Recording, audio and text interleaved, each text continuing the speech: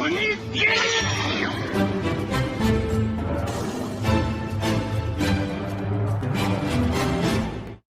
it going, everybody? Welcome to the channel. As always, if you enjoyed today's video, don't forget to hit that like and subscribe. It helps out, means a ton. You guys get plenty of fun stuff, almost to 100.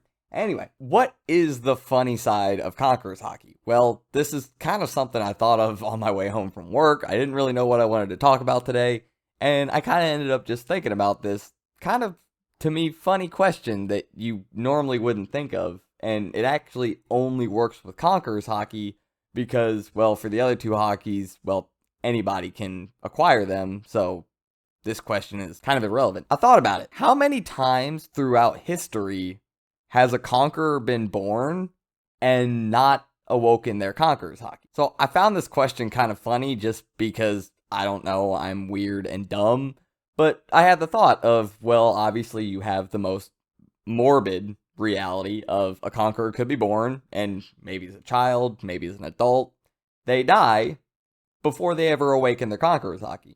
Yes, we've seen a couple instances of people awakening it when they're children.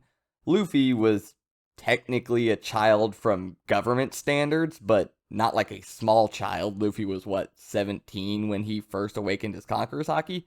So, child, I guess. But he's basically an adult at that point.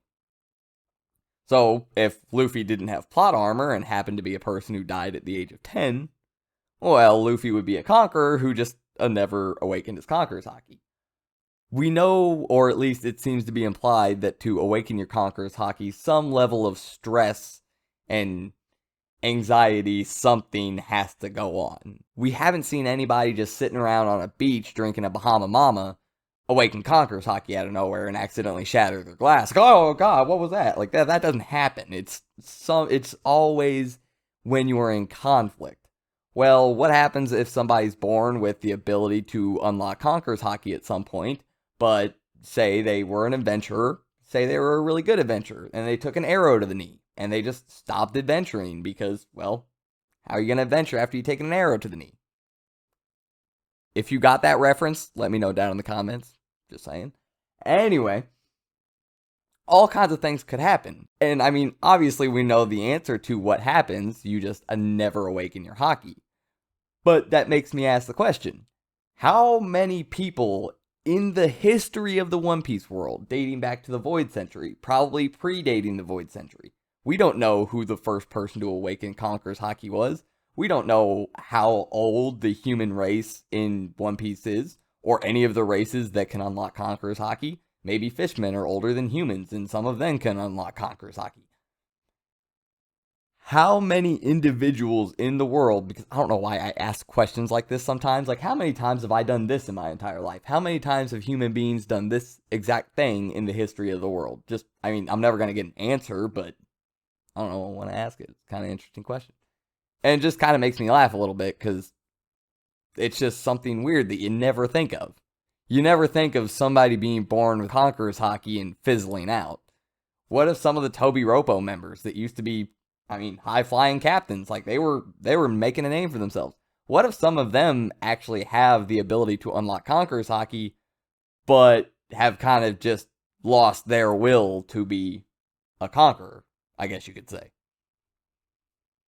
What if there are people alive who they die a ripe old age, could have lived a life that would have allowed them to unlock Conquerors Haki, but instead lived a much more peaceful life that never led them through the trials and tribulations required to unlock something like that?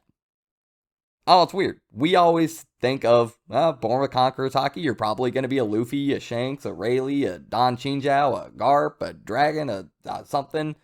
Anybody, you're going to be one of these crazy, strong people, Boa Hancock even. I mean, not quite on the same level as some of those people, as far as we assume. But she has Conquerors Haki. I mean, still a pretty powerful person.